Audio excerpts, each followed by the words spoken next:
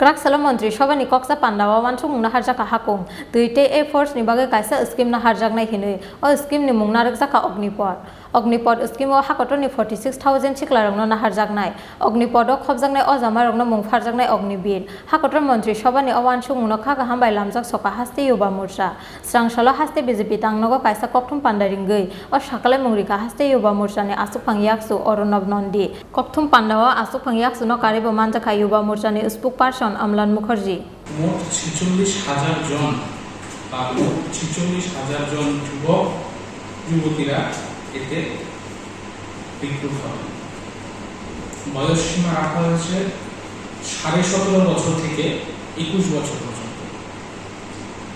প্রথম ইয়ারের প্যাকেজ থাকবে অ্যাপ্রক্সিমেটলি 4,76,000 টাকা। তা স্তরে স্তরে আপগ্রেড হয়ে চতুর্থ বছরে সেটা 6,92,000 টাকা পর্যন্ত যায়।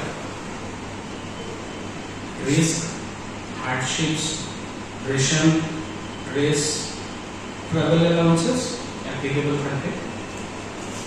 অগ্নিবীরদের আর্থিক প্যাকেজের 30% সেবানিধি তহবিলে যায়। আলাদা একটা সেবানিধি তহবিলের সংস্থান রাখা হয়েছে। এই সমান টাকাটা কেন্দ্রীয় সরকার আবার বহন করবে।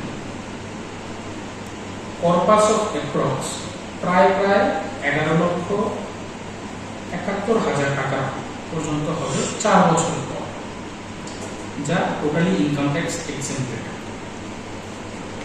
Compensation in case of death, life insurance cover আছে যারা সেবার ক্ষেত্রে মারা যাবেন তাদের 48 লাখ টাকা পর্যন্ত লাইফ ইন্স্যুরেন্স কভার, 44 লাখ টাকা ডেথ অ্যাট্রিবিউট আছে। ডিসেবিলিটির যে কম্পেনসেশনটা আছে সেটা হচ্ছে one time ex gratia of rupees 44 lakhs, 25 lakhs and 15 lakhs respectively for 100%, 75% and 50% disability হিসেবে দেশ মাতৃকার ন্যূনতম 4 বছরের জন্য তারা সেবা করার সুযোগ পাবেন। পরে যারা সেনাবাহিনীতে থাকতে চান তারা চাইলে তাদের সেবা প্রদান করে যেতে পারেন। অগ্নিপথ কর্মসূচির মাধ্যমে সমস্ত স্থলসেনা, নৌসেনা, বায়ুসেনা 3টা সামরিক বাহিনীতেই অন্তর্ভুক্তি হবে। মেধার ভিত্তিতে সর্বভারতীয় স্তরে এই নিয়োগ নীতি হবে। আকর্ষণীয় প্যাকেজ এবং অভিনব সেবানিধি তহবিলের অনুদান রয়েছে। নিয়মিত ক্যাডার সেবায় অন্তর্ভুক্তির জন্য আবেদনও রয়েছে।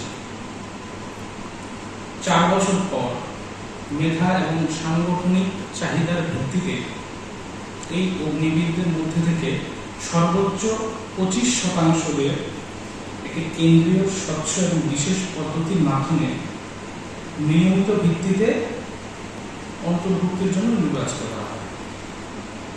অপরদিকে যদি আমরা অগ্নিপথ যোজনার মাধ্যমে যে লাভগুলো আছে সেগুলো যদি ভাবি, তাহলে সশস্ত্র বাহিনীর জন্য সামরিক যুদ্ধের জন্য আরো অধিক তথা উন্নত প্রশিক্ষণের ব্যবস্থা আছে।